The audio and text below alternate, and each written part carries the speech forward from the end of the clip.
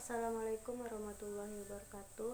Perkenalkan, nama saya Fatihah Aulia Rahmi, NIM 18230012. Di sini saya akan mempresentasikan hasil kelompok kami yang berjudul Setelah Konsolidasi Aset Indonesia Financial Group atau IFG tembus Rp 72,5 triliun. Latar belakang masalah. Laporan keuangan konsolidasi merupakan syarat yang diberikan oleh Pernyataan Standar Akuntansi Keuangan atau PSAK untuk menyajikan posisi keuangan dan hasil operasi untuk induk perusahaan. Dari satu atau lebih anak perusahaan, seakan-akan entitas-entitas tersebut merupakan satu entitas perusahaan. Laporan keuangan konsolidasi ini wajib disusun oleh entitas induk atau pengendali tertinggi dalam suatu kelompok usaha di mana induk perusahaan memiliki banyak anak perusahaan, bahkan anak perusahaan juga mungkin memiliki anak lain. Pada dasarnya, laporan konsolidasi adalah laporan asumsi yang memandang makna ekonomi suatu entitas. Rumusan masalah. Bagaimana profil perusahaan PT Indonesia Financial Group? Apa permasalahan terjadi pada PT Indonesia Financial Group? Apa penyebab permasalahan pada PT Indonesia Financial Group? Apa saja faktor yang mempengaruhi PT Indonesia Financial Group? Pengertian laporan konsolidasi. Berdasarkan pasal 1 angka 10 UU RI nomor 40 tahun 2007, peleburan atau konsolidasi adalah perbuatan hukum yang dilakukan oleh dua perseroan terbatas atau lebih untuk meleburkan diri dengan cara mendirikan satu perseroan terbatas yang baru yang karena hukum memperoleh aktiva dan pasiva dari perseroan terbatas yang meleburkan diri dan status badan hukum perseroan terbatas yang meleburkan diri berakhir karena hukum.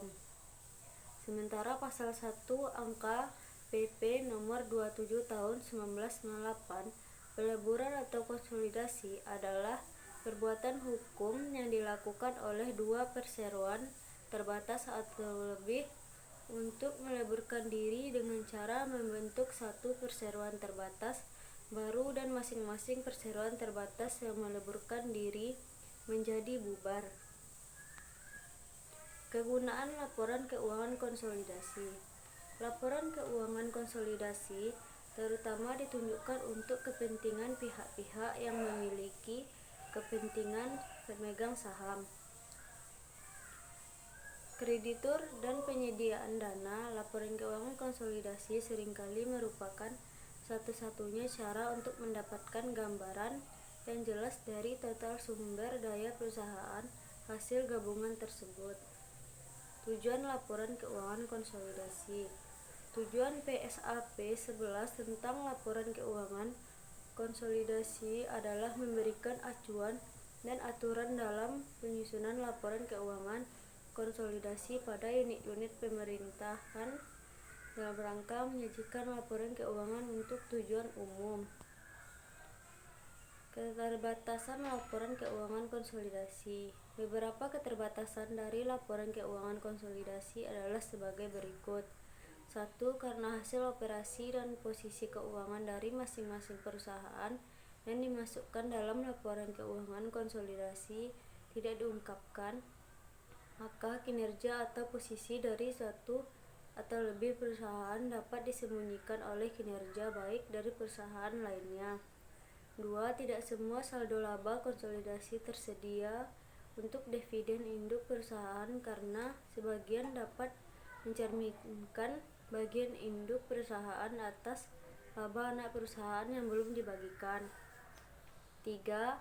Karena rasio-rasio keuangan berdasarkan laporan keuangan konsolidasi dihitung berdasarkan informasi gabungan rasio-rasio tersebut tidak memiliki perusahaan manapun yang konsolidasi. Teknik dan prosedur laporan keuangan konsolidasi.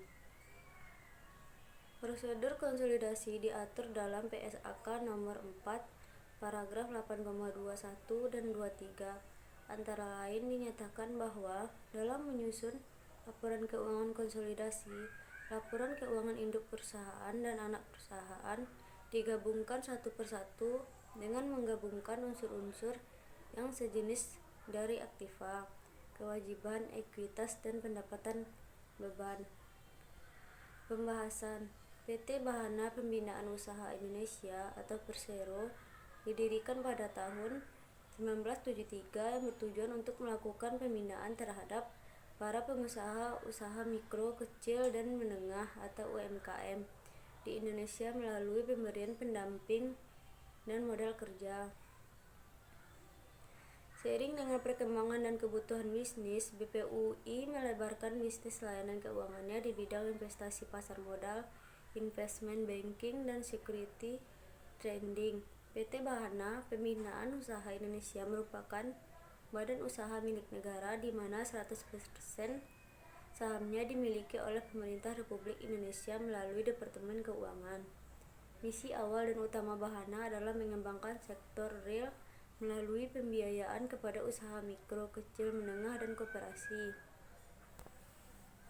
Pada tahun 2020 itu juga PT Bahana Pembinaan Usaha Indonesia atau Persero sebagai BUMN holding perasuransian dan penjaminan melakukan transformasi brand menjadi Indonesia Financial Group.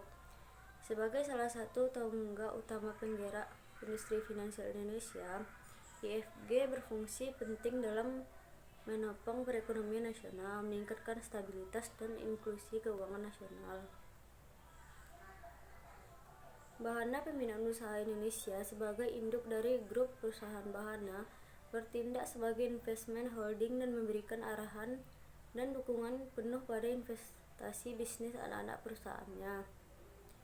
Dengan salah satu kegiatan utama adalah pelayanan middle office meliputi risk management, internal audit, human research, general affairs, dan teknologi informasi.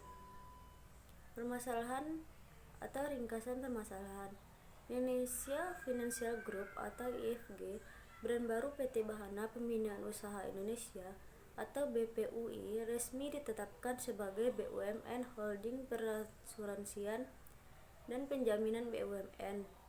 Hal ini mengacu pada peraturan pemerintah PP nomor 20 tahun 2020 tentang penambahan penyertaan modal negara ke dalam modal saham PT Bahana Pembinaan Usaha Indonesia yang sekarang menjadi IFG.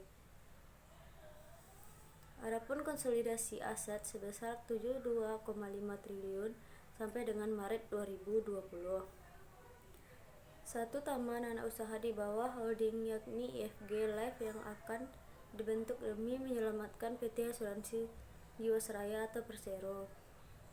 Penyebab permasalahan. Upaya untuk menyelamatkan PT Asuransi Jiwasraya yang likuiditasnya macet dalam menyelesaikan pembayaran polis para nasabah terus bergulir. Pemerintah melalui Kementerian BUMN sempat memberikan 3 opsi untuk menyelamatkan Jiwasraya. Opsi pertama adalah dengan melakukan bailout terhadap Jiwasraya. Opsi kedua adalah dengan merestrukturasi, transfer kewajiban, dan bail-in. Opsi terakhir dengan melikuidasi aset-aset Jiwasraya. Terhadap opsi pertama, Direktur Utama PT Bahana Pembinaan Usaha Indonesia BPUI atau Persero, Robert Bills, menilai bail-out tak bisa dilakukan sebab belum ada aturan yang menjadi payung hukumnya. Faktor-faktor yang mempengaruhi permasalahan. Proses pembentukan holding BUMN tidaklah mudah.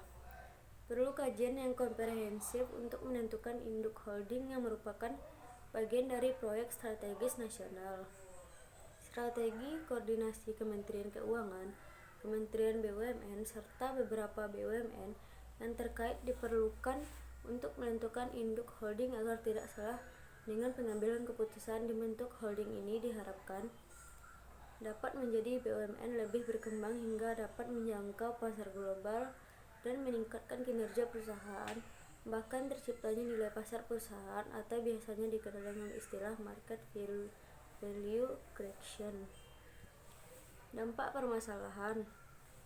Direktur Utama IFG menyatakan sebagai BUMN holding perasuransian dan penjaminan, IFG akan menghadirkan perubahan di bidang keuangan khususnya asuransi, investasi, dan penjaminan yang akuntabel, prudent, dan transparan dengan asuransi, investasi, dan penjaminan tata kelola perusahaan yang baik. Holding menjadi satu kekuatan dari sisi kegiatan usaha. Dengan mempunyai kekuatan ini, maka kita bisa masuk ke pasar dengan lebih baik. Kalau kita masuk sendiri sebelum holding, leverage posisi anggota holding belum begitu cukup bagus.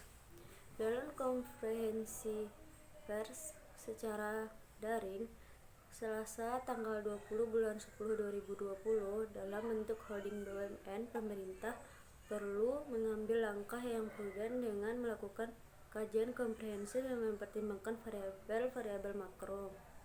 Kesimpulan, menurut Robert, opsi ini tidak hanya memberikan keuntungan namun juga memberikan perlindungan terhadap para pemegang polis Jiwasraya.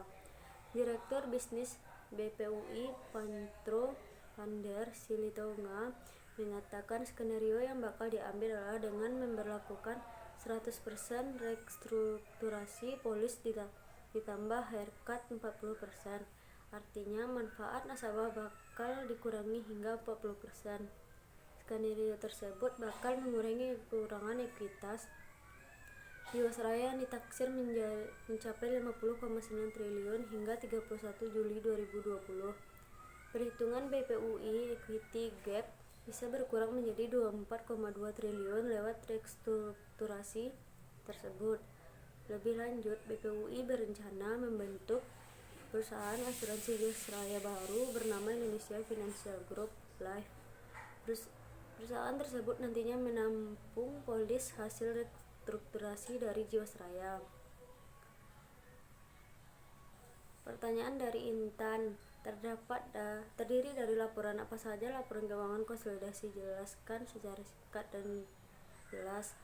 Jawabannya adalah pembuatan laporan keuangan konsolidasi memiliki bagian yang sama dengan laporan keuangan biasa. Itu terdiri dari laporan neraca, laporan laba rugi, laporan perubahan modal, dan laporan arus kas. Pada laporan keuangan konsolidasi, maka terdiri dari neraca konsolidasi, laporan laba rugi konsolidasi, laporan laba ditahan konsolidasi, dan laporan arus kas konsolidasi. Sekian presentasi dari saya. Assalamualaikum warahmatullahi wabarakatuh.